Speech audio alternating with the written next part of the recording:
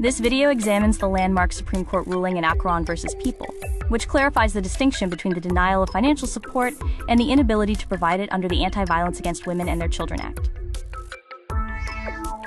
We begin with a look at the case background, including the marital history and the specific overseas employment circumstances that led to the criminal charges in this case. The petitioner, Christian Acharon, married the complainant in 2011.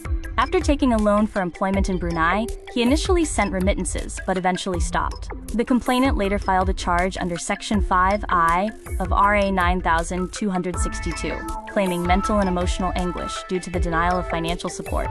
The trial court convicted Acharon, considering evidence of infidelity.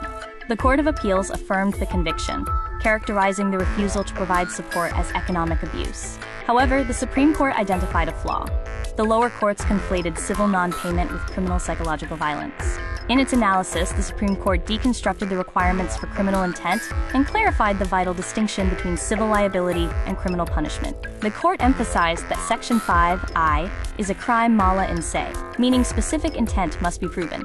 Because the psychological effect is the crime, the prosecution must establish criminal intent beyond reasonable doubt, which was not the case here, as the failure to remit funds was due to unforeseen hardship.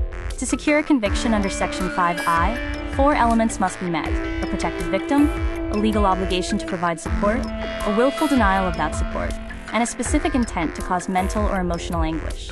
The court established a clear boundary. Active, purposeful refusal to cause pain is punishable, while passive failure resulting from poverty or external adverse events remains a civil matter under the Family Code. Comparing Section 5E and 5I, we see that Section 5E focuses on depriving support to control movement, while Section 5I requires the specific intent to cause anguish, setting a different standard for liability. Key legal principles highlighted include the right to be informed, the distinction between civil and criminal remedies, and the presumption of innocence, which requires proof of mens rea for a criminal conviction. Tracing the procedural trajectory, the case began with a criminal charge in 2014, moved through lower court convictions, and concluded in 2021 when the Supreme Court en banc reversed the ruling due to a lack of criminal intent.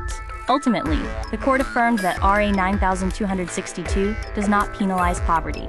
Acharon was acquitted because the required elements of willful, conscious denial for the purpose of inflicting anguish were not met. This video concludes by acknowledging the sources used for the images presented.